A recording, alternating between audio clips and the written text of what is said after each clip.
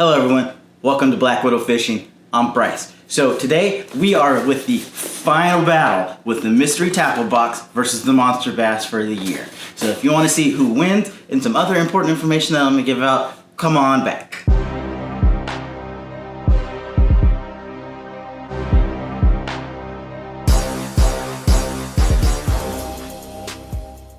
So now that this is December, it is the last month of the year, obviously, but we've got the final match between the mystery tackle box and the monster bass. And if you don't recall, for the entire year, we have 6 wins with the monster bass and 5 wins with the mystery tackle box. That means that the mystery tackle box is gonna have to take this one to tie it up. And if we end this year in a tie, then we're going to do these 2 boxes plus another box, which I'll talk about at the end of the video, so be sure to stick around. If Monster Bass happens to win, then this box will compete against the other box. So I really don't know what's gonna happen since they're both still closed. At the end of this video, I'm gonna be giving out some important information about the channel and the kind of direction that the channel is going to go. As most of you know, we have stopped doing a lot of fishing filming, but I have some changes on the horizon for the new year. So before we begin, I want to address several comments that have either been emailed to me or left on the videos about a comment that I had made in several of the videos where I said that if you pick your own baits, then these boxes probably aren't for you. I'm not going to change what I said, but some of the comments and some of the discussions that I had were, I have time to go buy my own lures, I know what I'm buying, but I do find value in both of the boxes. Okay, well let me address that and kind of clarify what I was saying. So obviously, if you don't have time to buy lures or you don't know what you're buying, then yes, these boxes will bring some sort of value to you, whether you find out what you like to use or whether you find out what you don't like to use. Now, if you do have the time or you do know what you're buying, the boxes still can bring value to you, but you are not the target that I was talking about. I was speaking more specifically from my personal experience as a tournament angler, where I fish for money, for part of my living, part of my income. These boxes for that type of angler do not provide the value that you need. Yes, they have great stuff in their boxes. Yes, I do use some of the stuff that I get in the boxes. However, it is more beneficial for me to go to the store or wherever I go or order online to buy the lures that I need specific for that upcoming tournament or whatever in a specific color for a specific weight and specific depth. Getting stuff in a box at random does not benefit me nearly as much as it's going to benefit the weekend angler or just the new angler. That's the angle that I was coming from. So if you were unaware of that, that was mentioned several times in some of the other videos. So now that we have that cleared up, let's go ahead and get into the mystery tackle box. So, to address the shipping speed for both of these boxes, they both arrived at the same day. Both were fairly slow, but that is going to be a pass for this month due to the Thanksgiving holiday right at the end of November, and with the delays, and especially it being Christmas time or the holiday times, I expected shipping to be way slower. I actually thought I wouldn't get the box till probably the 18th, but they did show up, I believe, on the 14th. Maybe the 13th. I think they showed up on the 13th, and today is the 15th. So quicker than I thought, but we're not going to rank scoring or shipping for this month. So let's move right on into the box. The first bait that we have in the box is going to be the Kalen Swim Jig. This is a 1/4 ounce, and it looks like it's paired with like maybe a 1/0 hook. It's a fairly decent size hook. So swim jig, and it's an orange and green pumpkin. Swim jig is an interesting choice. Jigs right now are probably going to be a go-to bait of mine. Swim jigs, maybe not so much, but you can honestly fish a jig however you want. Doesn't matter if you're bouncing it, hopping it, swimming it, whatever. You can use a jig however. You just want to make sure you pair it with a trailer that doesn't disturb too much water, isn't like super bright or colorful compared to the conditions, and you want to make sure you're fishing it very slow. I probably would not fish the swim jig right now, especially since the bass is set up really deep. They're going to be mainly on those drop-off points, really any ambush points where they can just kind of sit down and catch an easy meal that's coming by. that is not moving too fast, because they're not going to be too interested in exerting all the energy when the water's cold. So interesting choice. The next one that we have is the 13 Fishing Jabberjaw. This is the 7 to 9 foot depth. And it's in a, looks like a green kind of shad pattern. Let's see if they have the color on here. Nope, here it is. Nope. Here it is. It's a floating, and it's got a number 4 hook. It's an olive shad, so yeah, like a green shad color. This is interesting. It's for 7 to 9 foot depth. It's got a fairly large bill on here. And if you're not familiar with the Jabberjaw, the blade kind of moves back and forth. So this actually has a real tight wobble, kind of, maybe. I'd say probably between like a tight and a medium wobble. But still, I love crankbaits, but this is not one that I would throw. It goes down to the depth that you want, but I personally feel that this one would be a little too loud, and too much movement, really, to be effective, or the most effective. And you can hear they've got several rattles in here as well.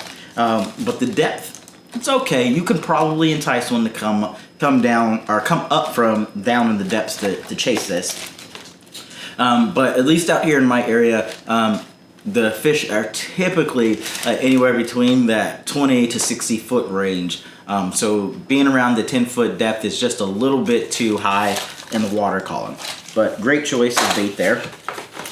The next we have is the V-Rod. I have several of these. This is from Acme. It is a blade bait. I can't even begin to tell you what color they call this. Let's see if they have it. It's a little small for me to read. But this is a blade bait, and it's in a bone in pink and orange color. And if you watched the channel before, you know that me and blade baits don't get along. I love casting blade baits because you can really chunk them out there. Also, just like dropping them off of the side of the boat or the kayak, and they get down to the depth really, really fast. However, I have not caught anything on a blade bait. Maybe I've caught one fish on a blade bait. We just don't get along. I don't know what it is, but my goal for this year has been to catch a couple of fish on blade baits. That has not happened. The next item that we have is the Googan Squad Junior Scout. This is the Sexy Shad, and it's got the number 6 size hook on here, and this dives 3 to 5 feet. Again, you might get lucky with this if you're fishing the shallows and you're fishing really, really slow. You might get a lucky hit on this. Not saying that's impossible. I did catch one of the big fish in the tournament in about 2 foot of water in the fall, but that was a unicorn. Yeah, these really should be a little deeper diving, but you can work this and you should be able to catch something. It's just going to be a little bit more work than using something else more specific for the deeper water. The next one we have is the Weston. This is the Shaddy Swim. It's 3 inches long, and it's in a pearl shad color. So this is basically kind of like a Kitech, really, if you don't know what these are. So that would be the easiest comparison. It's a smaller bait fish profile with a paddle tail on the end. You can do a number of things with these. You can add these to trailers, or add these as trailers. You can throw these on an A-rig, which would probably be effective. Really effective for striper if that's what you're fishing for. But with an A-rig, you can definitely entice some bass if you're swimming this thing really, really slowly. You can, fish it on a jig head. You can do really anything with these. These are very effective. An excellent choice for this month. Next we have is the Googan Squad Zinger. This is their spinnerbait. This is in the bluegill color, and it's got a Colorado and a willow blade on here. Spinnerbaits are effective this time of year. You can really get this thing to go down to the bottom, and then you can just slow roll it. So another good choice. The next item that we have is the Headbanger Banger Ribs. So this is basically another bait fish profile. It's in their green lantern color. It's 4.5 inches long, so it's a little longer, and it's got like a curly paddle tail. Plus the side of the body has ribs on it. Yeah, you could probably use this too. I would throw this definitely, not probably, I would definitely throw this on as just a main bait, either as a Ned head, a shaky head, probably a shaky head to be honest with you, and just throw it down to the bottom and just kind of let it sit and enjoy my time, read a book as I slowly reel this thing in. But yeah, this could be effective. So another decent choice. And then the last item that we have in here is the Headbanger Rocker Head. I am not familiar with this, but it basically says on the back that it is optimized for craw, bugs, and lizards, and it's in the muddy brown color. So a good color to use at this time of year. The water may be a little bit clear, but anything that hits that bottom is going to kick up that silt if that's what you have in your lake, and that's typically where we want to be fishing. So a good choice of color. I'm not sure what I would use this on. Obviously they give you some suggestions on the back, so I'll have to do some more research before I throw this one. And then we have just, we've got something else in here. We have our hooks, which I totally didn't think about this guy. Okay, so it was in a little pack on the bottom. They're they're offset hooks. So another good choice for hooks for this particular month. You can run this like as a Texas rig. Probably what I would do with these is run them as a Texas rig and just really slowly retrieve them. So a decent choice. And they are stickies, finely crafted hooks. I haven't heard of them before, so I'll be interested to give these a try. And then we have our sticker, which is the Mad Bass with the, it looks like it's got tusk. It's pretty interesting. So let me...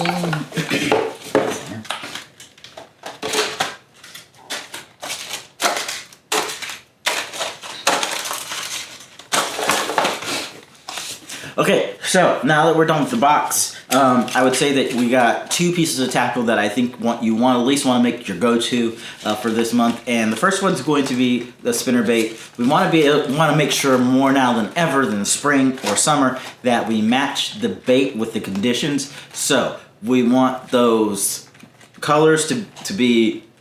So we want to match the bait colors to the conditions. And so typically we want to go with more muted colors.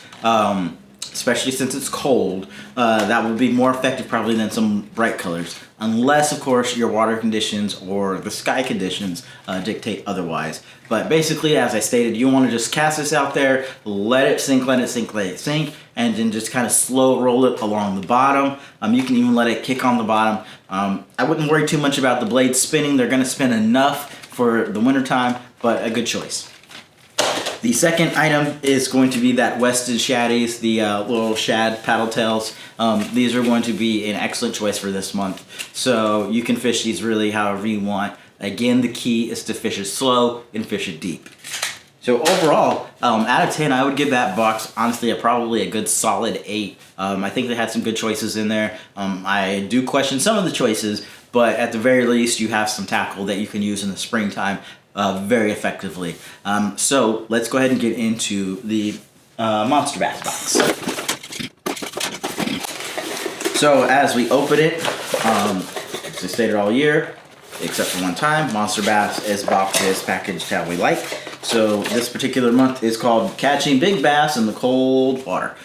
So I've been seeing Monsterbass on YouTube put out a ton of videos about the cold water and what they have in this box, or what they should have in this box. I don't really know what's in here because I disregard all that stuff since we do this, but they have been putting out a lot of information. So if you are not familiar with cold water fishing, or you've done some hunting but now you want to get back into fishing at this time, go ahead and check out some of their videos.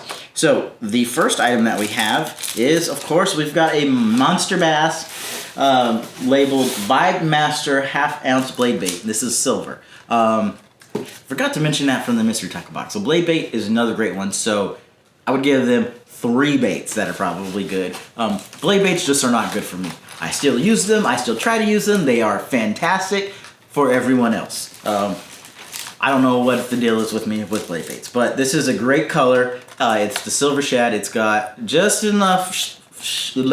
It's got just enough flash to it, but it's got a tiny little rattle.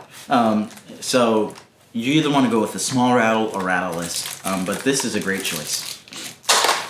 The next item that we have is the Excalibur. It's a 1/2 ounce jerk bait, and this is in the black and silver. And this one says that it's 4 inches, and this particular one dives to 10 feet. It's got a really, well, I guess it's got a long enough bill. 10 feet for a jerkbait is probably exactly where you want to be, and it's got a little bit deeper rattle, but again, you have to remember we're trying to draw those bass down from the depths. So this is a good one. It doesn't, just given a rattle, you can hear that. It's definitely big, but it's not too loud. So I think this is another great choice. Okay, the next item that we have is a Strike King. This is a KVD. This is their 1.5F, which dives to 8 feet. And this is definitely in like a red craw kind of color. Yes, this one is hitting it out of the park. Yeah, it only dives, 8 feet. But it's got a really gigantic bill on here. And I can tell you from personal experience, because I fish this several times a year, that this will get down to about 15 to 20 feet. You just have to have the rod and the speed to do it, and then once you get down there, you can kind of keep it down there fairly easily. So another fantastic choice for this month. Alright, the next item that we have is the Cobra Spinnerbait V2. This is the Sneck Flesh. I don't know what that's supposed to mean, but it's 3/8 ounce.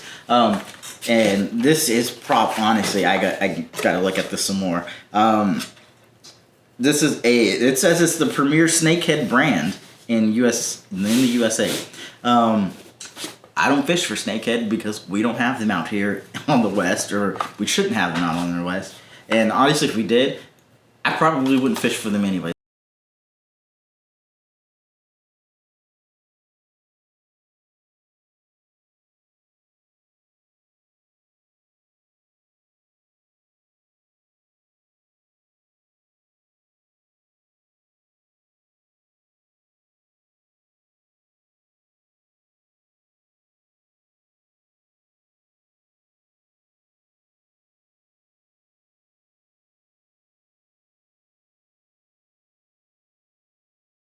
I'm not sure if this was a mistake or if they intended to put this in here, but this thing definitely says that it's targeted for snakehead. We don't have snakehead here, so I mean, for using a spinnerbait, probably a great choice, but I'm gonna have to knock him for this because it's got a good color. It's got that white kind of bone color. The blades are very interesting, but we don't have snakehead out here. I don't know how effective this would be, but I will give it a try. But this is gonna fall in that neutral area, so good but not good.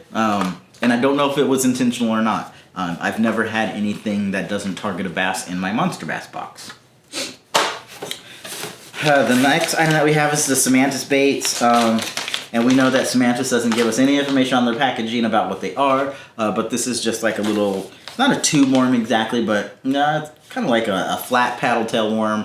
These are definitely going to be used as a trailer. They're in that like greenish color, maybe like a green pumpkin with some blue flake. The next item that we have is the bio baits. These are all infused with oil if you've never used the bio baits. I think this is black. They don't give us information on these baits either on their package, but definitely black. They're about 3 to 4.5 inches long. They look like leeches. So you could definitely throw this by itself. You can throw it on a wacky. You can throw it on like as a tube. You can fish it weedless as a Texas, or you can use it as a swim bait. Maybe like on a net head. Not a net head, excuse me, a shaky head. You can probably use this as a swim bait. Not too big. The color's probably right, so you can probably entice some fish with this. I'll give this a go, I guess. And then the next fishing item that we have are mustad hooks, which are usually pretty good. These are offset. These are 2/0, and you've got 6 of them, so pretty decent number. They are in like the bronze kind of color, and the points on here, they're using the ultra points. So if you use mustad hooks or you don't have like a go-to hook, mustad hooks are really good. So great choice. Not my particular choice of brand, but I will use these pretty much over anything but 2 other kinds of brands. So a good choice there. And then we have another Monsterbass. This one is a blue rod sock. These are always great. If you don't have them, get some. If you don't use them, use them. I know they can be a pain sometimes taking on and off, especially if you're like me and you leave your lures on, but they will really save your rods most of the time. Like if you drive over it, obviously you're not going to save it. You smash it in the door, it's not going to save it. But if you throw it in your truck or you throw it in your boat, especially with other rods, it number one stops them from tangling, which is a pain in the butt, but it can also protect your guides. And so if it is too long for your rod, you can do what I do. I've been making my own. They're a little bit more cost effective to make your own. You can buy this material fairly cheaply from like Amazon. Throw some electrical tape on the end, and then you can size the sleeve for your particular rod.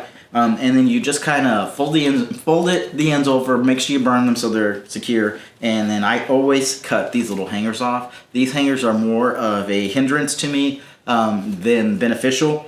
Because if you get the right rod stock, you don't really need to keep it on secured with this. It will stay on. So if you don't want to make your own, you can actually just cut this one down to size. And like I said, I always suggest cutting this off because this does get stuck in the hooks. And this is going to be a lot harder to get your hooks out of than it is the actual rod stock material. So then we have our little sticker. This is a very interesting, I don't know what that is. And then we've got our golden ticket.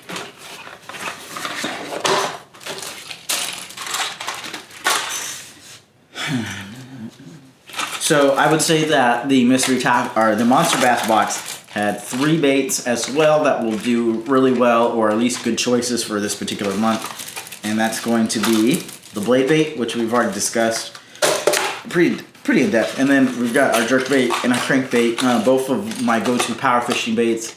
But they also can be really good for the wintertime, more so like a finesse kind of presentation.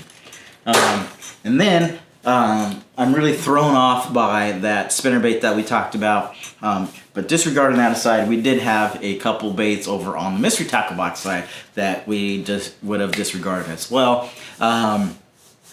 So honestly, this month, both of the boxes pretty much presented the same kind of baits, really down the board. So the shipping speed was the same, the baits were the same, packaging on both of them were good. So honestly, I think that this one is going to end in a tie. And if we add points to both of them, that would bring us 7 for the Monster Bass box and 6 for the mystery tackle box. So with that, having Monster Bass win it and provide what I view as the best value for anglers on the West Coast, since I can't tell you what they put in the boxes on the other coast or in the central part of the country, Monster Bass is the best value for this year. So that means next year we're going to do the Monster Bass versus the Lucky Box, or Lucky Brand. I'm not sure the exact name, but we're going to do the Lucky Box versus the Monster Bass. So that will come up in January. Now, coming up more on the channel, we definitely have some fishing content coming up. We're starting to get ready for our tournaments. Our first one is in 3 weeks, and there'll be another video discussing my fishing schedule for both the kayak and the boat side for this upcoming year, and some of the newer trails that we're going to be fishing, as a couple companies have looked to replace that void that Wild West Bass Trail, as well as the Kayak Pro Tour, left and devastated. And that's the last time that I'm going to mention those 2 names on this channel. They don't deserve to be mentioned. I understand companies go out of business all the time, or they get sold, but in this particular case, they do go bankrupt all the time or go out of business due to bad business practices or whatever. But there's a way to leave, especially when you owe a lot of people money, instead of just disappearing like, the hell with you guys. So we're not going to discuss them on this channel anymore. So as I stated, we have some fishing content coming up, and then we're going to cover some of the schedules and all that. So we've got a lot of stuff coming up for the new year. I hope and pray that everyone has a good holidays and a great new year. I will see you after the new year with some more videos. Thank you. Catch you next time.